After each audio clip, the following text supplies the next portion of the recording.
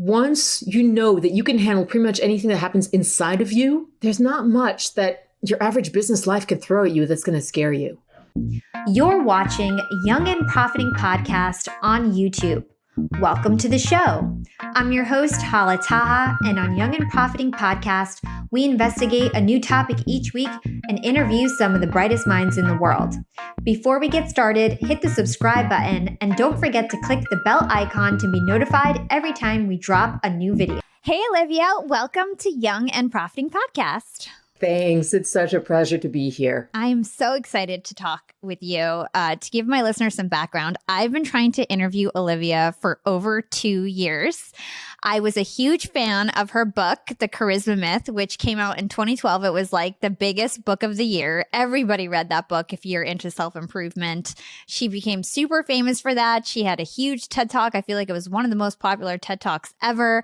And I've been trying to interview her since then. And, you know, it's been a lot of back and forth. And then finally, I've been able to get Olivia on the line. I'm so excited. But we're not talking about charisma. We're not going to be talking about charisma at all. Maybe my last question might be on charisma. We're going to be talking about the alternative meat industry. And it's very exciting. The future of food, you're really leading the forefront. You're one of the main players right now. So definitely want to pick your brain on that. But first, I want to understand how you went from best-selling author, all about charisma, to alternative meat, leadership. How did that happen? I think it really stems from the fact that, as I now know, and I learned this maybe 2 years ago, I have Asperger's, which if only I'd known 30 bloody years ago, my life would have been so much easier. But what this means for me is that I grew up in Paris, half French, half American, half Jewish, half Protestant, all wrong for Paris, trust me on that. And A, I didn't fit in, but B, I've always been kind of like obsessively drawn to reduce the suffering of others. And it was just a matter of what was the biggest suffering I knew at the time. So when I was a kid, that was animal testing. So that's what I was working against. Then I learned about child sex trafficking. And so that was my focus for a couple of years. Then I discovered genocide. So guess where I was focusing on then? It was at the wars of Darfur. And then I learned about animal factory farming, and everything else paled in comparison. The numbers are just staggering. So for me, it's always a question of what will reduce the most suffering for the greatest number of sentient beings. And what I'm hoping is that there isn't a parallel universe, because my God, I've got enough to worry about with one planet. Thank you very much. And I'm hoping that factory farming is the worst suffering I'll ever encounter, because otherwise we're in really, really deep trouble. So it wasn't so much a question of going from charisma to alternative meat, so much as going from one disaster to another, looking for the greatest amount of suffering where it could have the greatest impact.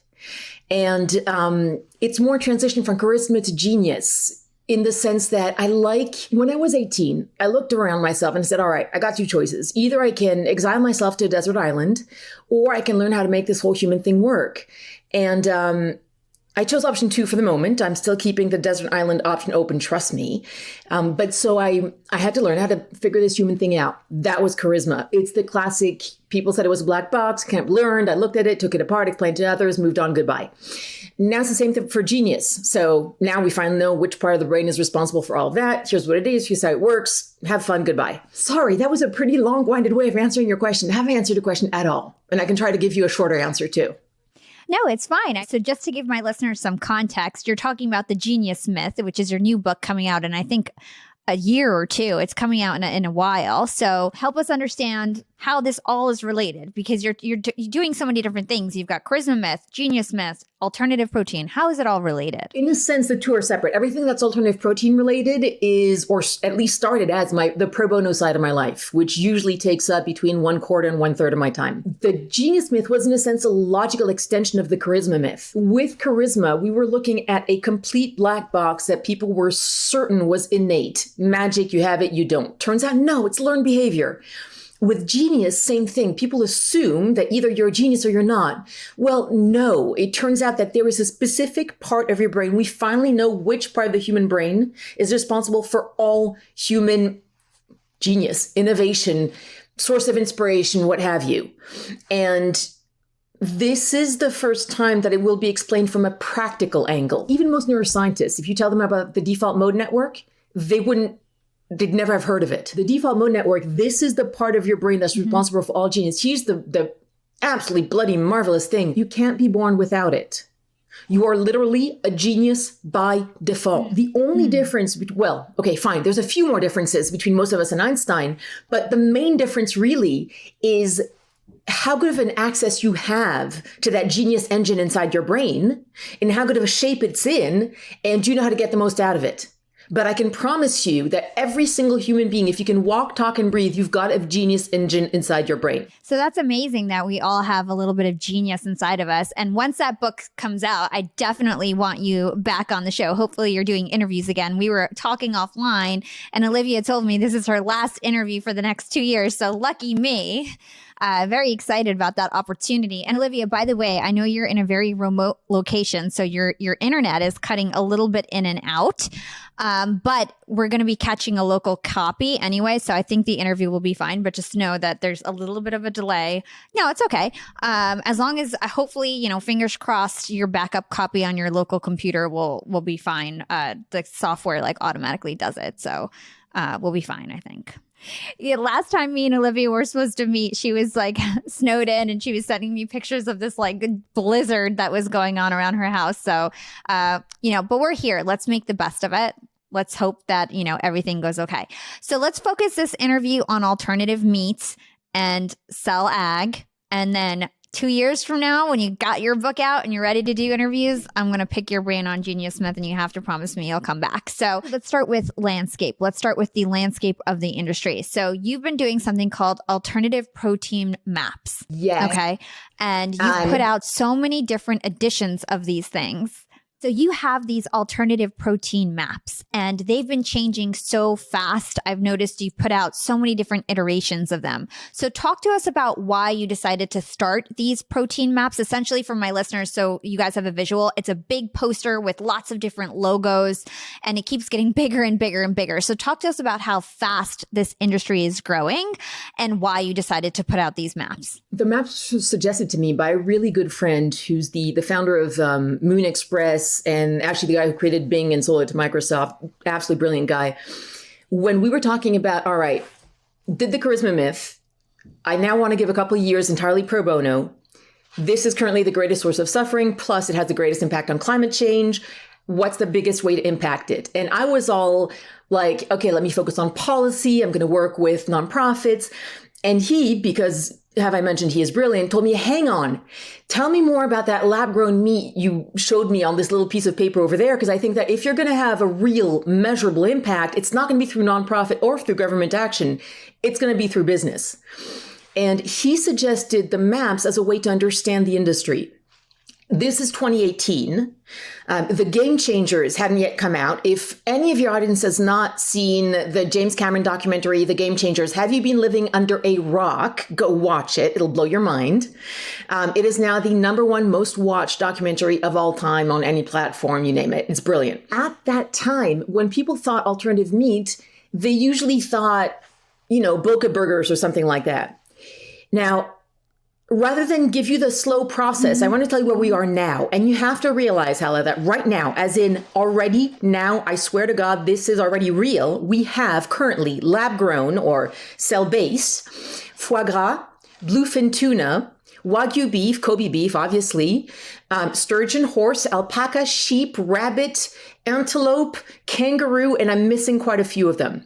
All of these meats can be grown molecularly identical to their natural counterparts in clean factory setting.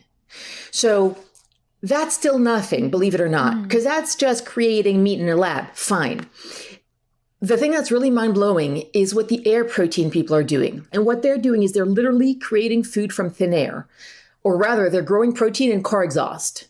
So they're able to take industrial emissions like car exhaust, like direct factory emissions and turn them into feed, flavoring, amino acids, oil, fats, fertilizer, biopolymers, petroleum, and I'm missing them, but a lot of things. So theoretically, you could take an entire city, jettison it into space, and it would be completely self-sustained, which is why we were originally looking at Dubai for the first World Space Accelerator, and then COVID hit and all of that.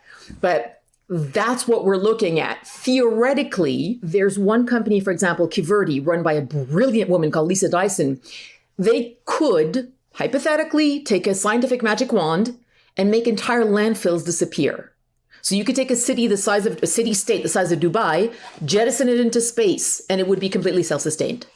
So that's what alternative protein and essentially cell-based agriculture is today. It's not just orbital farms. It's not just being able to grow meat up aboard the ISS, which is happening, the International Space Station, which is happening. It's also really you can take any country, and if there's enough investment, if the government is willing to invest enough, you could turn any country into the highest producer of food in the world, theoretically speaking, and save the world. Wow. Yes. This is like crazy because nobody talks about this, right? Like nobody's talking about this yet. Like you're at this like forefront of this information. It's still getting disseminated. People don't know what's going on. And so I want to understand how many players are in this space right now, right? I know there's plant-based players, there's cell ag players, there's VC people involved. Like how big is this space? How big is the economic opportunity in the industry in general right now? Okay, so if your wonderful tech people can show V1.0 of the map and compare it with V2.4, it's going to blow your mind. And you have to realize that's just 1 year. That's January 2018 versus January 2019. If you look at January 2021, we've now had to move to 5 maps because, listen, I spent some time at StartX, Stanford's Student Enterprise Accelerator. And after a while, my co-author Jude and I stopped telling kids to focus on social media and told them, listen, screw social media. You want to be a successful entrepreneur, alternative protein is where it's at. Because I have never seen, and this is from one who spent a couple of years living at the heart of Silicon Valley, I have never seen so much investment. Back in 2018, especially, for every one company looking for funding, there were 4 to 5 VCs trying to fund it. So COVID has changed things somewhat. Nonetheless, there's a reason why Bill Gates, Richard Branson, all of the big funders are throwing money at alternative protein. You're right. There's both cell-based and plant-based. Big difference. Cell-based, literally, it's molecular, cell-to-cell identical to an animal product. Plant-based, it's of course made with plants or fungi. Yeah. I mean, we have a bit of delay, but you're doing great. I mean, this is just such great information. So I want to set some foundation for my listeners. I want to talk about the definition of meat because I think the definition of meat keeps changing. We used to think meat had to be alive. It no longer has to be alive, right? So tell us about what is your definition of meat? Well, if you want to take the biblical definition, or you can even take some 14th century definitions, meat has always been literally the meat of the matter, i.e. the heart of something. And the meat of nuts is quite literally mentioned in the Bible. It is mentioned in 14th century recipe, the same way that milk. When Scott Gottlieb, bless his cotton socks, the FDA former commissioner, said an almond can't lactate, guess what? That's not what the people in the Middle Ages thought. Nut milks have been called milks for many, many, many hundreds of years.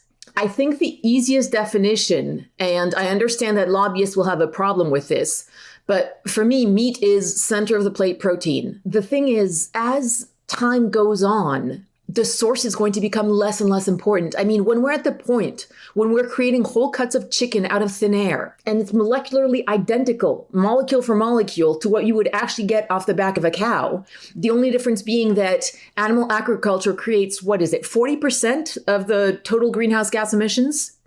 Whereas, of course, plant-based and cell-based cut that by a factor of quintillions. Yeah. And so help me visualize what cell agriculture looks like. Because like you said, everything's kind of in a lab right now for the most part. Is it a factory? Is it a farm? Like, what does cell ag look like mass produced? Yeah, scale is always the biggest challenge, and it will always be. If you're looking specifically at cellular agriculture, then it is a factory setting. It looks like a lab now, but it's just going to look like a giant lab/factory. That's the reason why it is almost guaranteed to be able to undercut animal agriculture in price at some point, because animals are insanely inefficient. If you look at everything that you have to put into an animal in order to get 1 pound of beef, it's actually Winston Churchill who in like the 30s, 1932, I think, said, one day we will find it absolutely insane to grow an entire chicken when all we want is the chicken breast.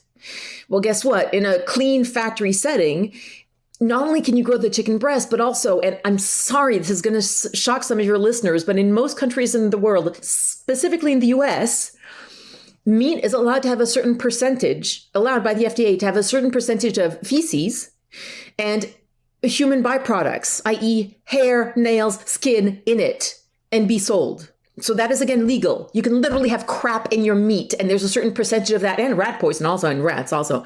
That wouldn't happen. So the reason it was originally called clean meat is, of course, it's grown in a sterile environment. Then the meat lobby wasn't too happy about the name clean meat, because then, of course, it made people wonder, what do you mean, is normal meat dirty? Well, yes, it is, but they didn't exactly want the focus to be on that. So clean factory setting, and think of when you only need to buy one cell, it can be a really, really expensive cell. That's why Kobe beef is, too cheap and too basic now. They're moving on to Wagyu beef, and that's what they're already selling in Singapore. It's on the market. It's now. It's not 10 years from now. A group of teenagers ate it at a restaurant in Singapore a couple weeks ago. That's insane. It's insane that this is already available. And I saw that Singapore is like kind of leading the way in terms of allowing this kind of new kind of meat. Now, it sounds like on the surface, considering how bad regular meat is for the environment and how morally wrong it is, to kill animals, and how a lot of people feel that way. But there's still some people who are against this, and they feel like, ethically it's wrong, spiritually it's wrong. Talk to us about some of the arguments against cell agriculture and maybe, your perspective on that. Right. Let's get started. First of all, GMOs. So I love my fellow activists and vegans very much, but my God, we've got to wake up on GMOs. Listen, we have been genetically modifying organisms ever since we created the first hybrid. The very first guy who a couple thousand years ago crossed the first wild cherry with the first prune tree was making a genetically modified organism. So let's get that out on the table. There is no such thing as natural. Chickens, and I promise you as someone who raises them, are anything but natural. They're human created. So if you're looking from a quote unquote natural perspective, first of all, the meat that is produced, or the protein, anything that's produced in those settings is molecule by molecule identical. Now, here's a problem. Red meat and white meat are actually genuinely not good for you. The FDA has finally accepted that it's going to be putting a cancer warning label on cheese. You're going to see that come out in the next year or two. Red meat and white meat, it's going to come out at some point. At the moment, we're purely in proof of concept mode. So the meat that has to be made has got to be perfectly, completely molecule by molecule identical with all the good stuff and all the bad stuff.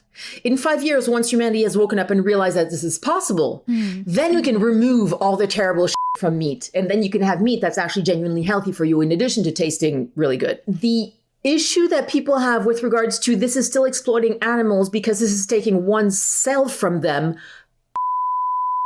Anyone who has ever seen the inside of a factory farm and tells me that it's still wrong to take one cell from an animal when it can save multiple, and I wish I were kidding, but trillions of chickens every year, I would like to slap them up, wake them up, and smell the coffee. I mean, it's not just that this could put such a dent in the fight against climate change, because again, 40% of greenhouse gas emissions. It's also because we've seen with COVID now, the circumstances in which all too often, undocumented immigrants are forced in horrific conditions to work in meat factories. That would be gone. But even beyond that, there's, in the plant-based world, for example, there's certain algae protein cultivation methods where the crop literally doubles in size every 48 hours. Find me another crop that grows this big. This could genuinely, I'm not kidding. I actually asked the professor who was in charge of this, I said, Are you saying that in the right circumstances, theoretically with enough money, blah, blah, blah, this could end world hunger? And he was like, yeah, technically it could. I heard some objections that it keeps meat on a pedestal because, the basis of eating meat is that humans are superior to animals. And because we are basically creating meat, that it just pushes that further, that agenda further in terms of that meat and humans are superior than animals because we're still eating meat. Listen, meat is a status product. If you want to go fight that, good luck. I mean, more power to you. That's a great thing. But I think that if the US, Europe, etc., have spent the past couple of centuries promoting meat as the ultimate status symbol, we can't then turn around and say, well, now could the rest of the world please avoid all of that? Meat is going to be a status symbol whether we like it or not. We might as well supply meat that is less harmful in every possible way. But we're not going to erase the demand. So we better make a better supply. Yeah. Your co-founder, Ira, she once said that agriculture is not a revolution of food, but the logical evolution of food.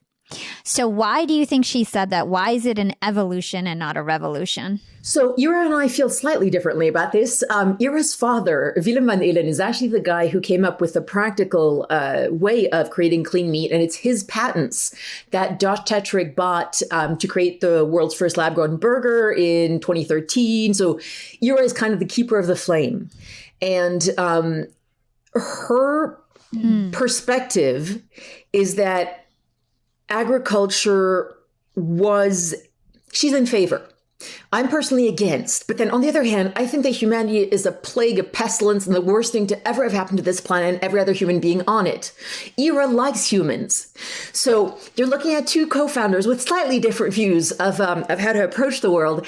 And from her perspective, CELAG is the logical evolution because this finally genuinely makes the most of our scientific knowledge. Agriculture at the moment is one of the most inefficient and frankly stupid ways we have of creating food. The subsidy issue with farmers being paid really millions to dump milk.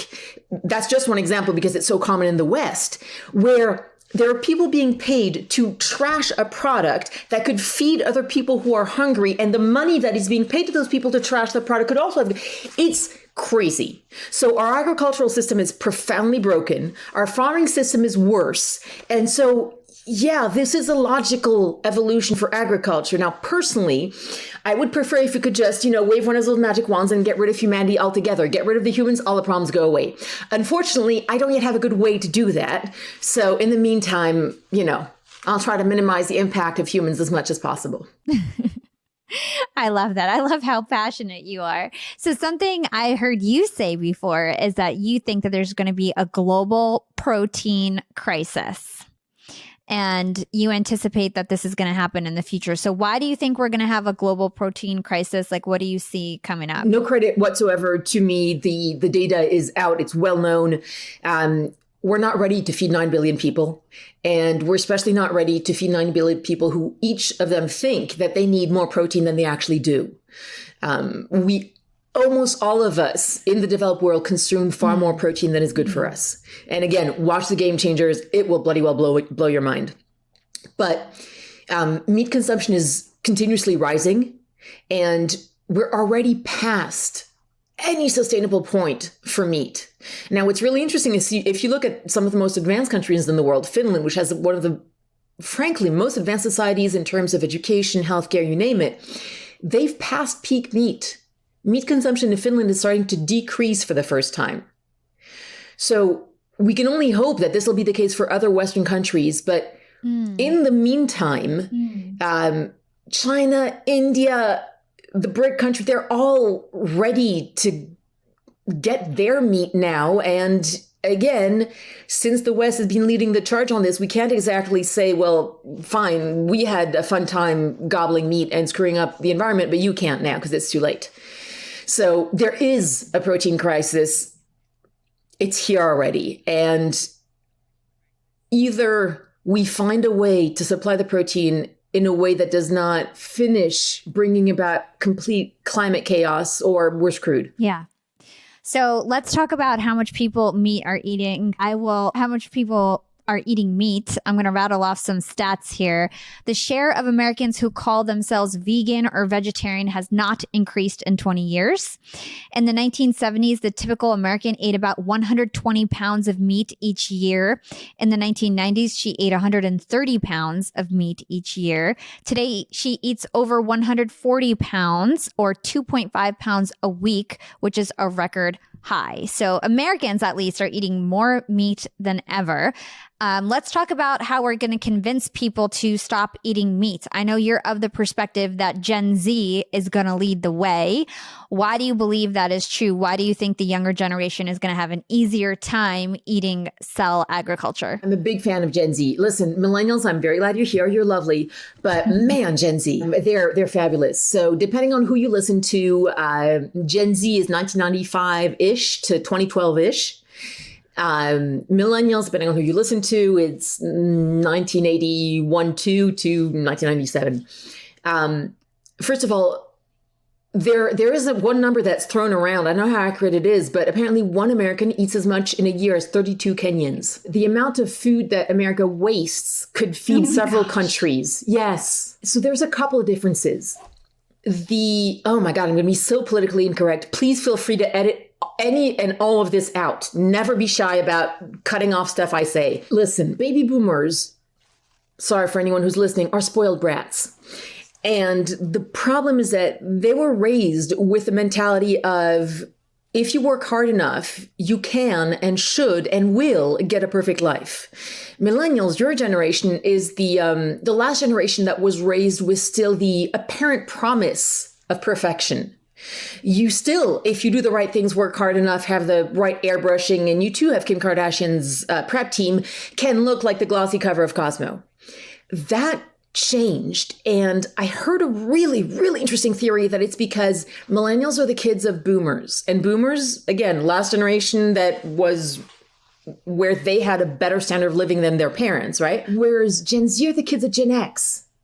And Gen X, the mentality was kind of, the world is screwed. There's nothing we can do about it.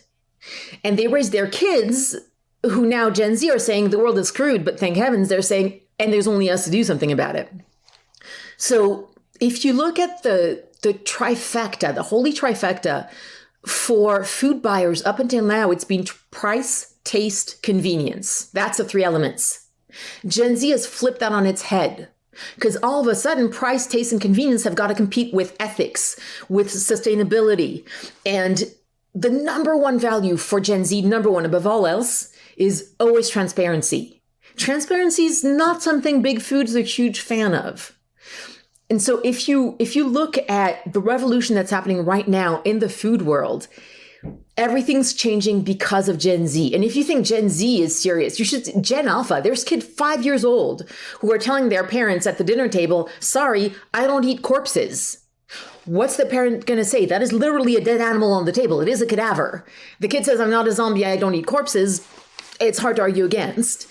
And Gen Z, what's fabulous about them is that they are so idealism driven that they can't wait to try products of cellular agriculture because of the dramatic change it's going to have for the people, the planet, the animals. Frankly, most of us aren't trying to convert people to veganism. I'm not vegan. My chickens lay eggs. I eat the eggs.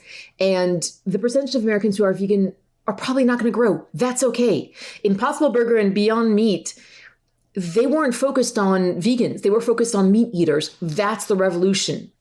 And the reason that big meat is now starting to get as scared as big dairy is because the same way that since the 1970s, Americans are drinking 1/4 less milk than they used to, in the same way, plant-based foods have grown by, 538% during the pandemic? Something insane. So, sorry, you'll probably need to cut most of that out. But the quick answer is Gen Z rocks. They care about the planet more than they care about money in many cases. And for the first time, plant-based products are close to taste identical with meat products. So when taste is no longer an issue and health is on the side of plant-based, there's very little left aside from price. And price is not going to be an advantage the meat industry has much longer. Yeah. And by the way, everything that you're saying is like gold. So keep talking. I know that you also have the perspective that Gen Z and millennials are more open to cell-based meat because they're used to like test tube babies, and some of them were test tube babies themselves. And so there's no like weird thing with that. Tell us about that. Yeah, the question I usually ask boomers is, when's the last time you heard anyone use the phrase a test tube baby? And it's been a while, because these days IVF is such a normal part of life that it would feel as weird to call an IVF-born kid a fake human is how weird and not that long it will be to call meat grown out of a test tube in a lab fake meat. Most millennials and Gen Zs don't have a problem with life coming out of a lab because many of them and their friends came out of a lab. So when you've grown up with the Avengers, life being born under laboratory experimental conditions isn't that unusual. And for them also, I think the difference is that none of the no Gen Zer that I've ever met is under any illusion that we can keep going the way we are. There is not a single Gen Z that I've ever met that says we're doing just fine. Every single one of them knows that it's going to take a drastic change, and they're ready for it. So in a way, Gen Z for me is more in common with the greatest generation, the one that fought World War II, than they have with any previous generation, because that's the size and scope of the problem they're facing. It's a worldwide problem. Yeah. This is so incredible. I love this discussion. Let's talk about some of the barriers of this industry in terms of scaling, in terms of reaching the masses. What are some of the obstacles that, these companies are going to face as they try to, mass produce? The first and biggest one, let's be honest, is regulation. Activists are usually absolute crap at lobbying. And thankfully, they're finally starting to get their act together. And so now the cell-based world and the plant-based world both have their own lobbying organizations. But the first and biggest barrier is always going to be regulation. Second biggest barrier is probably going to be subsidies. But after that, yes, it's size, scale, scope, all of the actual technical challenges.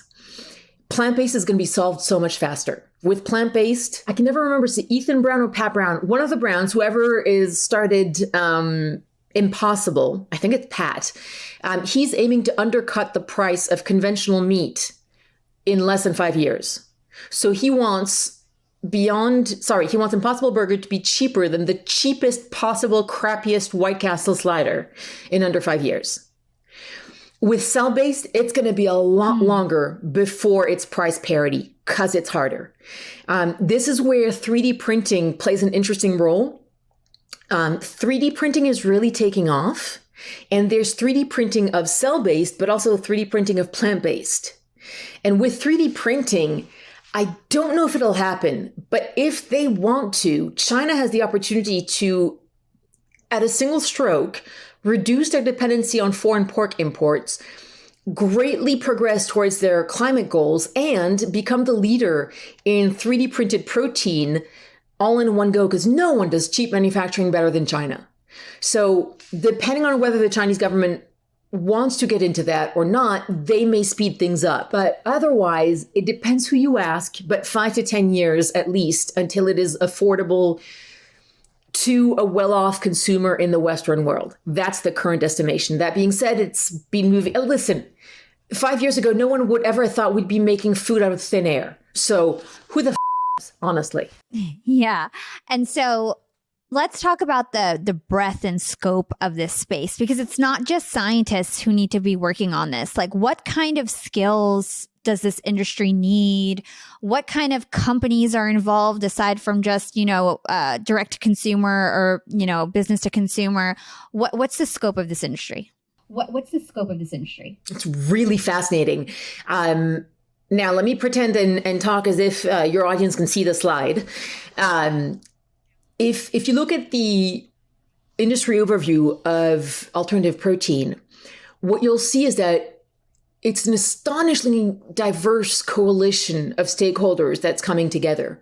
You've got the governments. China is very into this. Singapore, smartest government. It's really a problem. Singapore government is way too smart for, I was going to say its own good, but no, for our own good.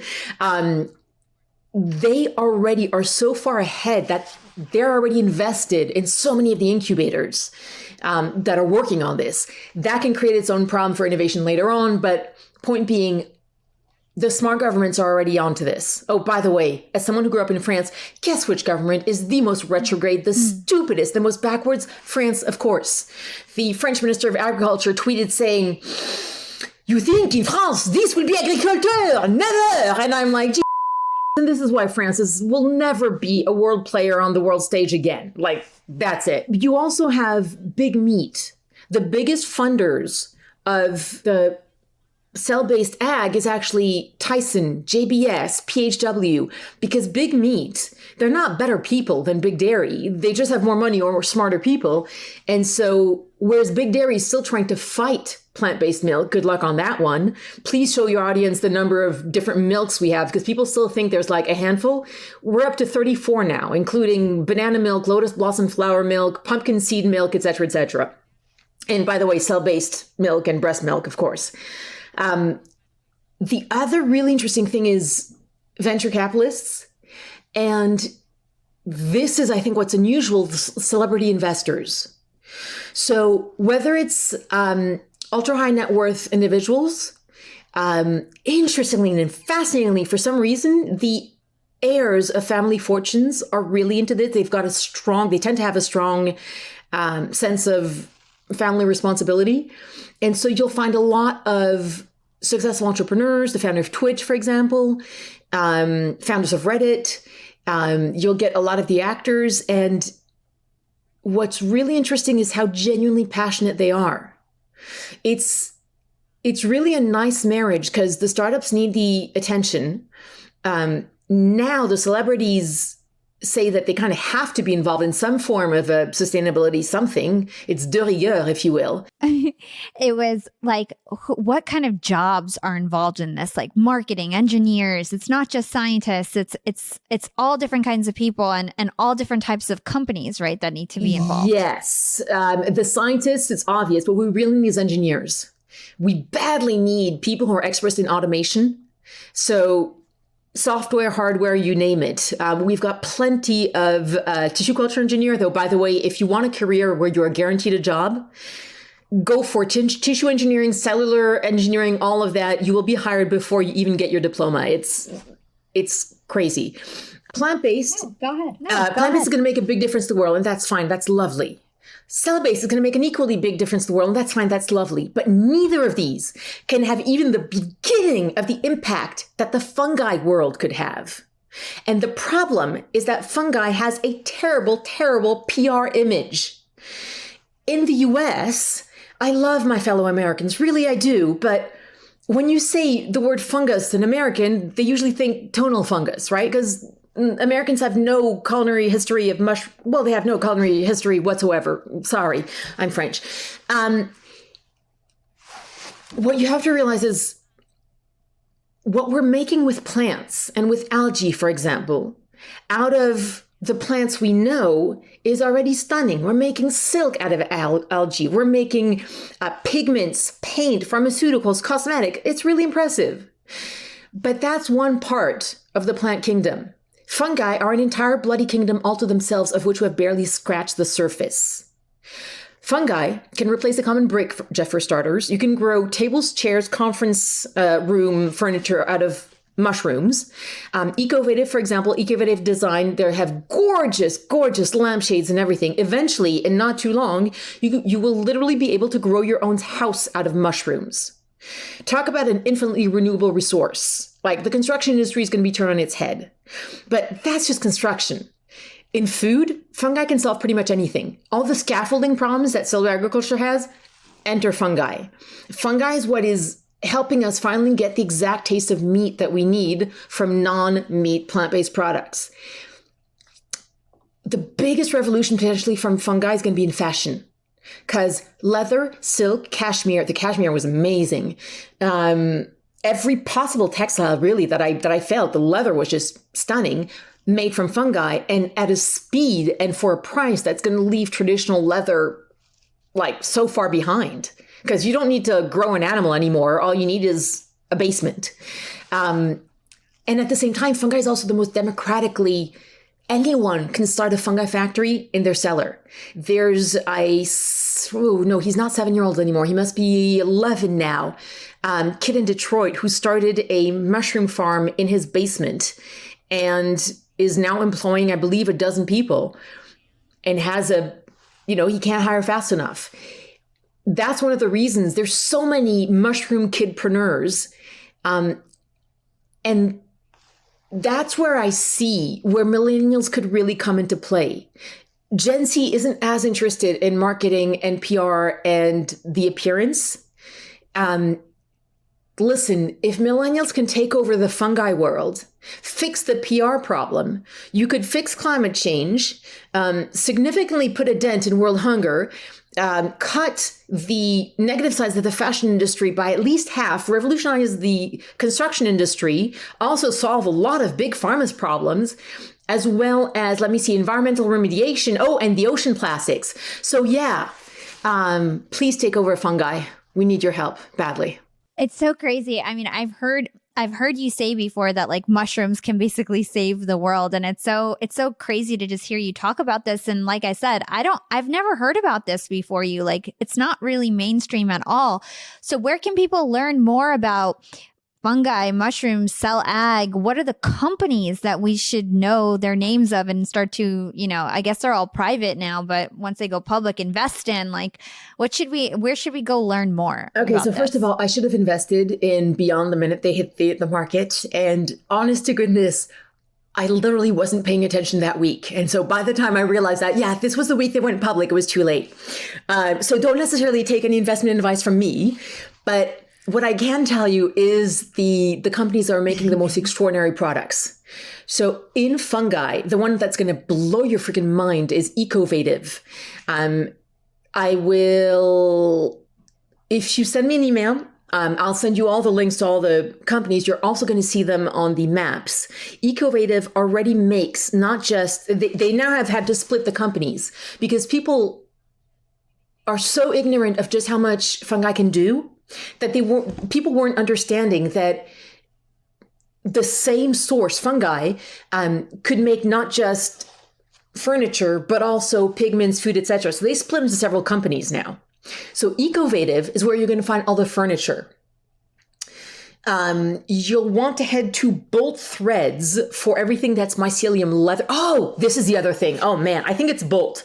But so another thing that we can make in the lab is, of course, ivory. So elephant and rhino horn, for example, right? Vietnamese government, genius idea, just brilliant. So apparently in Vietnam, big problem with illegal rhino horn trade because traditional medicine, right? The Vietnamese government, bless them, came up with the idea of buying as much as they could of, as soon as it's available, the lab-grown rhino horn and flooding the black market with it. So then, once they announce the population, you're welcome to still buy black market rhino horn. It's just you won't be able to know, because molecule to molecule, if it was from a real rhino or grown in a lab, there goes a lot of the potency. That's just a brilliant move. And imagine if we can do that with the rhino horns, the elephant tusks, because we can replicate anything.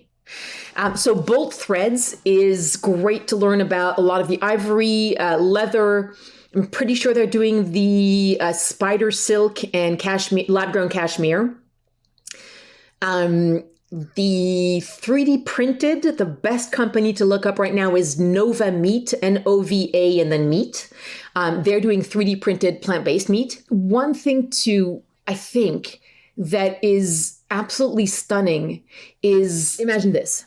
20 years from now, you wake up in the morning, you go down to the breakfast room, you put your index finger, you scan it on the family food 3D printer, and it prints for you, piping hot, the exact breakfast you want, eggs, bacon, everything is being grown right there in your own personal machine. Because by the way, we have consumer-sized meat growing machines already.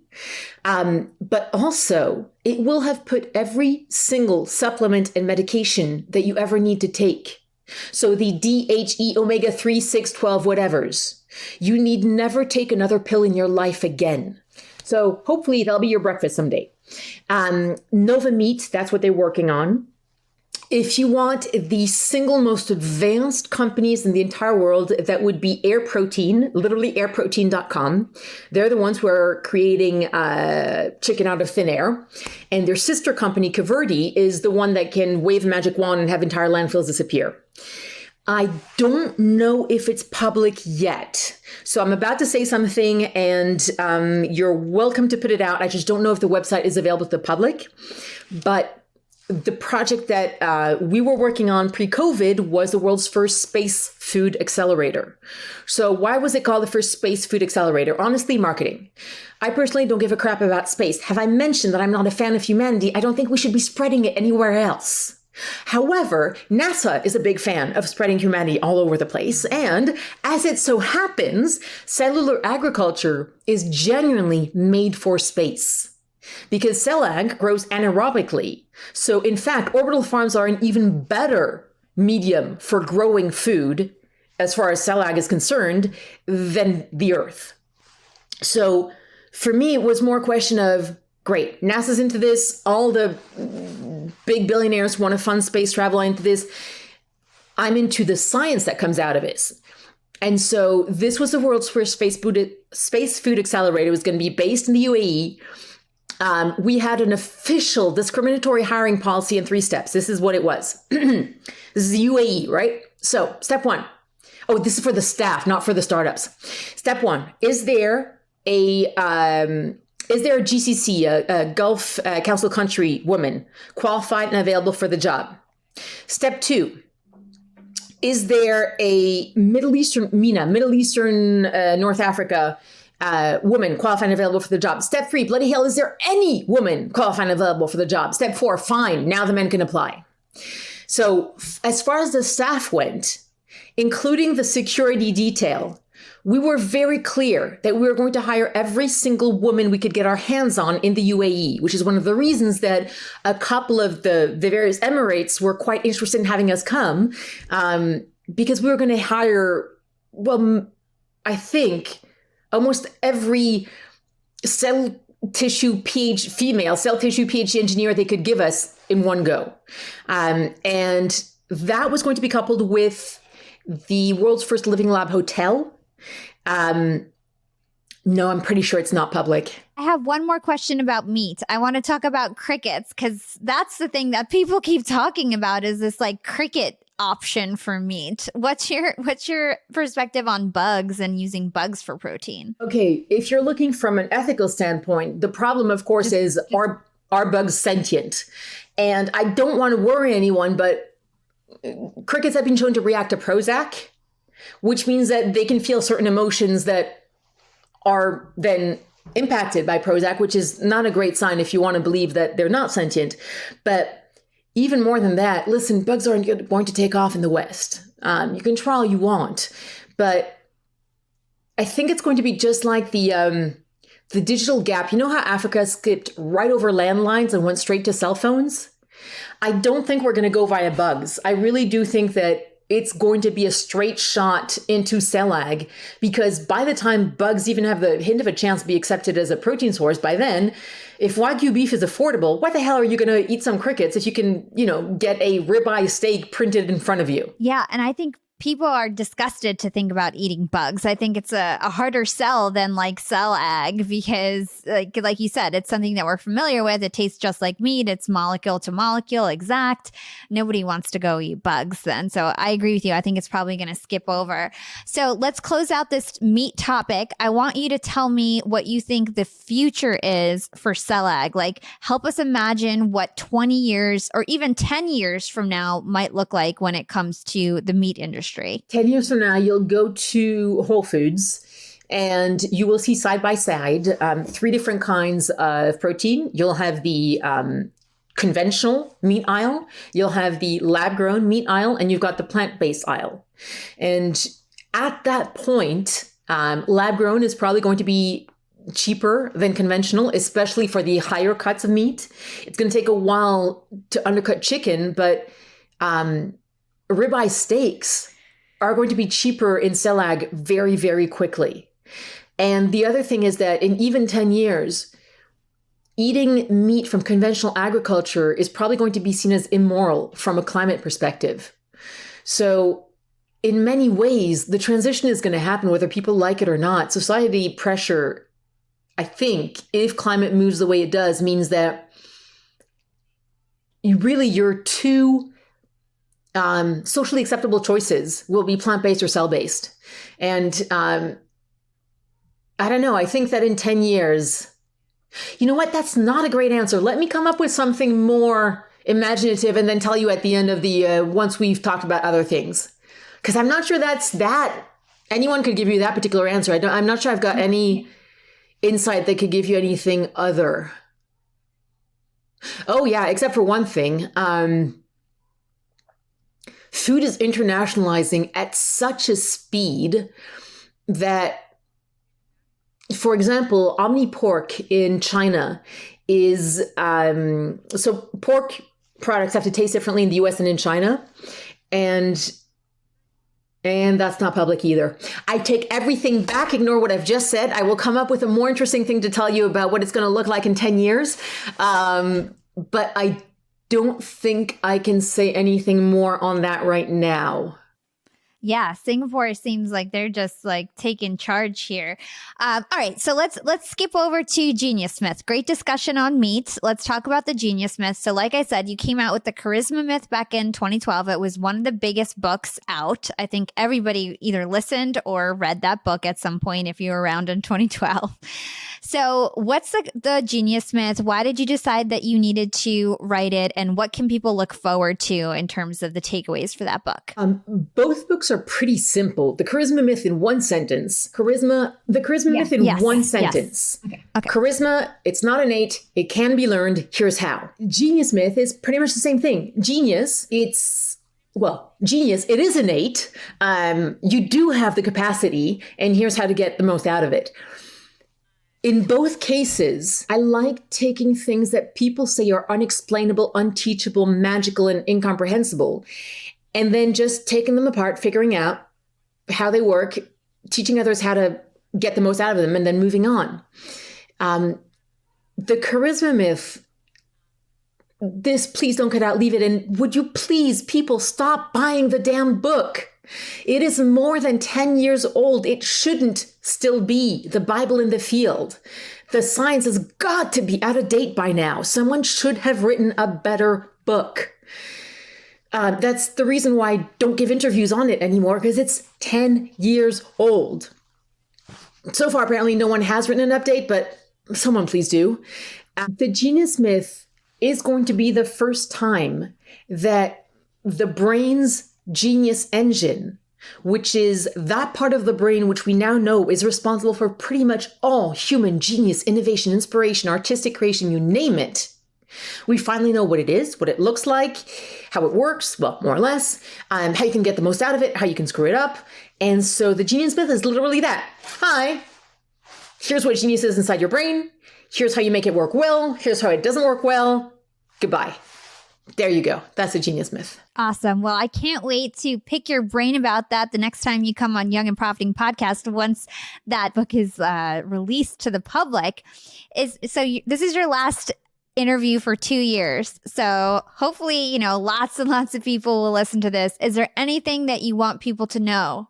Like, what is your message to the world? You're not going to do another interview for the next 2 years. What is your message to the world? Totally different. This is probably going to be weird, but cheese is what I want to talk about. The one thing that keeps most people back from going plant-based, and when I say plant-based, it's because that means mainly eating plants. That's why I don't say vegan, which is an ethical stance. But the main thing that keeps them from going plant-based, which is better for them, the environment, the everything you want, is cheese. And that's because traditionally plant-based cheese is crap. It's genuinely terrible. I mean, it's plastic. That's the thing that has changed the most in the past 2 years. So if there's one message I could send out the world, it's guess what? Vegan cheese has arrived. It has, forgive me, matured. And now, thanks to precision fermentation, you are getting cheese that is, and I'm French, so I'm serious about this. You are getting cheese that is stunningly close to actual Brie, Camembert, Saint-Nectaire, Roquefort, you name it. And the most shocking part of this is that you know which nationality of all the people on earth who are the best at this? The country that are the best at making cheese. The British are the best at making plant-based cheese. I do not know what happened. I honestly don't. Maybe they just wanted to embarrass us because God knows the French aren't on the plant-based train either. But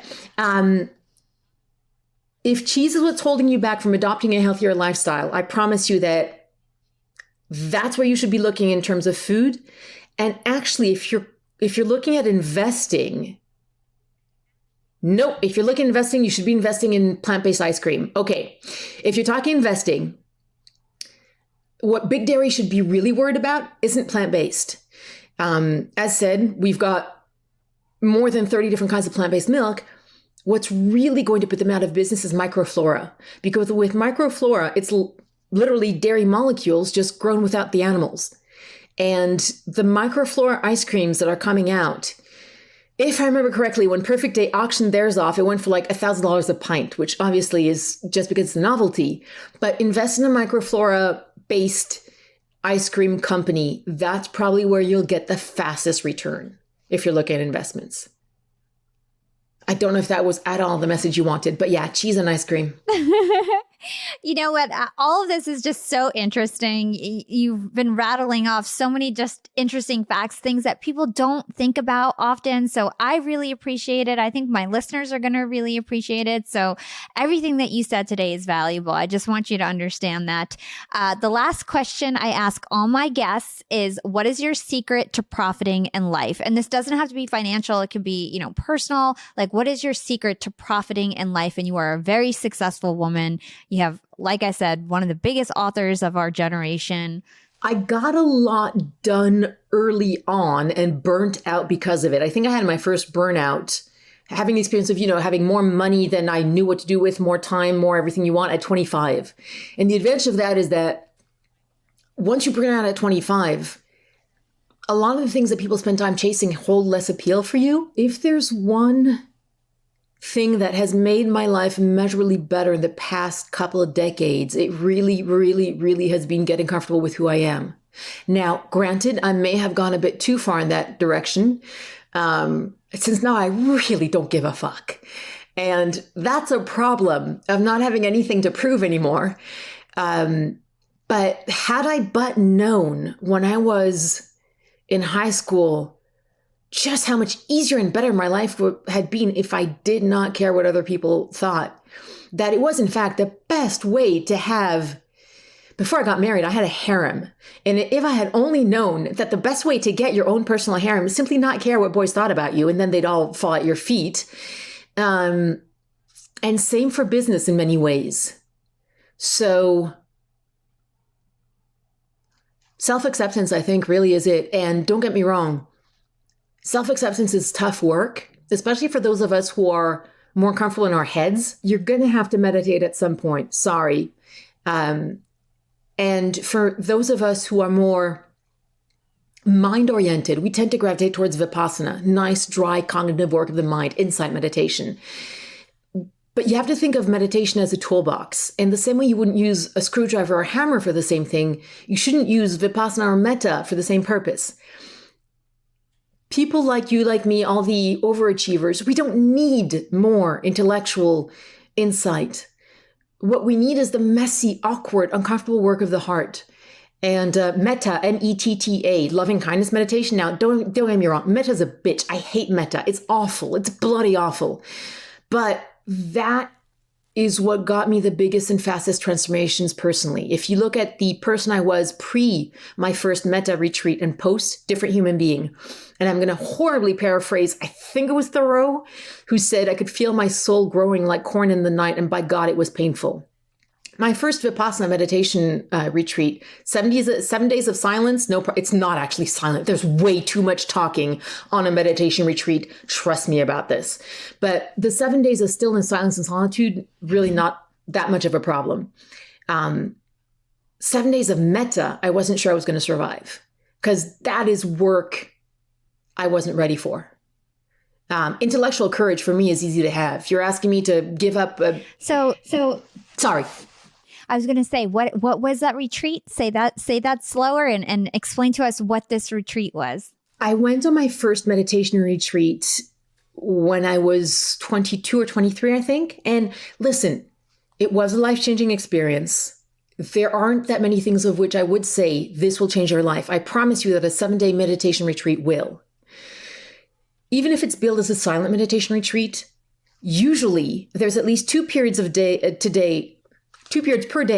of times with the teacher when there's Q&As. So for me, it was far too noisy. And it might be a silent meditation retreat, but you're surrounded with like at least 30 people. So there's lots of humans. A real silent retreat, let me put it this way. My teacher was Rabbi David Cooper, who wrote God is a Verb, was a Jewish rabbi who taught Buddhist meditation in a Catholic convent, and he didn't believe in God. What he asked for his 60th birthday is called a dark retreat. So a dark retreat is when you are alone in a cell with not light, not sound, no human contact, nothing. Your food is delivered by a special chute so that not one photon of light or sound will come through. And so he said it's really interesting because after a couple of days with nothing for stimuli, your brain starts to hallucinate. So you start walking through fields of gold and you get some really intense experiences. And so I asked him all instant, so how long did you spend in there? And I was assuming he'd say like, I don't know, a couple of days. And he was like, oh, I don't know, a couple of weeks, not more, much more than a month. He was without light or sound. Yeah, that's what a real silent retreat is. Metta retreats, METTA, loving kindness. So it's one of the different forms of meditation. I'm going to piss off so many people, but sorry. I really do see meditation as a toolbox. So TM, for example, transcendental meditation, it's really useful to help you concentrate. It'll get you to jhana 1, the first stage of concentration meditation, faster than any other form I know. However, that's all it'll get you. You're not going to get the same kind of blinding insights you get from Vipassana. And I don't think you're going to get the kind of, my God, I don't know if I'm going to survive this, but it is incredible healing that you'll get from metta. Decide what you want to get out of it and then go after it. If you want a schizophrenic episode, you're going to get angry letters, sorry. Then go ahead, jump into Zen meditation and see how you like it. If you're going for emotional trauma healing, that's metta, but my God, be ready. Because as said, when you're in a metta meditation retreat, it's kind of like your brain goes, oh, we're in a safe zone now. We want to do healing? Excellent. Let's release all the trauma we didn't know we had. And so often on metta retreat, you'll get people who are hit by things that happened in their path that they had repressed, and their brain's like, sweet, safe space, whee! It's tough. It's really tough. But metta retreats, Vipassana retreats, transcendental meditation, Zen, don't do Zen. Then you've got all the meditation in motion, and that can be really, really helpful for people. 5 rhythms, also known as barefoot boogie, also known as dance in motion. That's a form of meditation that is just as valid as any other. And personally, I'm a dancer by family, by blood, by whatever you want. So I've always danced my way out of trauma. That's how I do it. Stop thinking of meditation as a spiritual path and start thinking of it as a mental and physical health toolkit, and you'll get so much more out of it.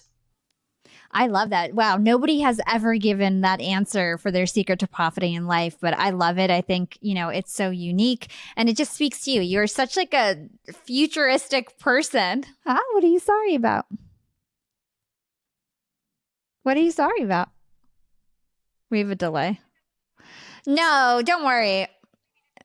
No, it's okay. I asked you like a sub question. We'll make it work. Don't worry about it. We'll make it work. So I'm going to ask the last question. Where can our listeners go to learn more about you and everything that you do? I should have been ready for that question. I really should have been. Sorry. Well, they can go to my website, but I'm not going to be spending a lot of time on there. LinkedIn, honestly, it's the one and only social media outlet on which I'm ever active at all. And anything that I do in the saving the world arena is going to be there. Actually, that's where, you know what? LinkedIn. And my LinkedIn profile is linkedin.com/IN and just the 3 letters OFC. That's it.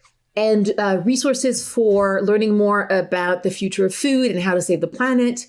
Kindearth.Tech. That's the event side of the company I guess I put together. Newprotein.org is where you're going to find all the maps, but I think it'll be easy if I just send your tech people all of them. You can put them on your website or anything. We made them to be used. But yeah, don't. I'm not the best resource. John Kabat-Zinn, wherever you go, there you are. That's what they should go. Don't even read the whole book. Just read the introduction and maybe chapter 1. You will already know more and have a better understanding of meditation than 99% of people on this planet. For the food world, the Good Food Institute, that really is the prime resource for how to save the world by food.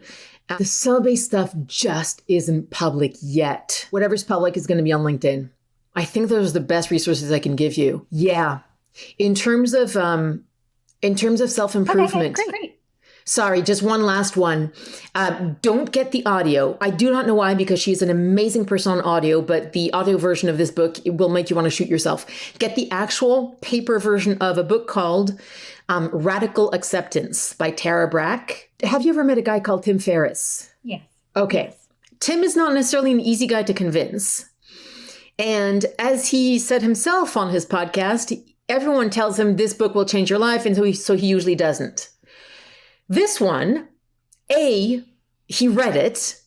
I was quite forceful about it. And B, he then had Tara Brach on his podcast because guess what? It did change his life. This is one of the few books that will probably change the life of anyone who reads it if they can make it through. It's not an easy one. It's going to ask you to look at some pretty tough stuff. But once you know that you can handle pretty much anything that happens inside of you, and that's another thing why meditation retreats are fabulous, by the way, there's not much that your average business life can throw at you that's going to scare you. Yeah, meditation retreats as fabulous training for handling any intensity that can happen inside your own. That's it. Meditation is kind of like a jungle gym for your mind, and meditation retreats are like boot camps for your mind, yourself, your psyche. You come back from a meditation retreat, you're going to be a whole lot harder to rattle. Thank you so much, Olivia, for joining Young and Profiting Podcast. It was absolutely a pleasure. And as soon as I'm doing interviews again, I promise I will be happy to. Thanks for listening to Young and Profiting Podcast. If you enjoyed the show, please write us a review or comment on your favorite platform. Nothing makes us happier than reading your reviews. We'd love to hear what you think about the show. And don't forget to share this podcast with your friends, family, and on social media. I always repost, reshare, and support those who support us. You can find me on Instagram at YAP with Hala or LinkedIn. Just search for my name. It's Hala Taha. Big thanks to the YAP team as always. This is Hala signing off.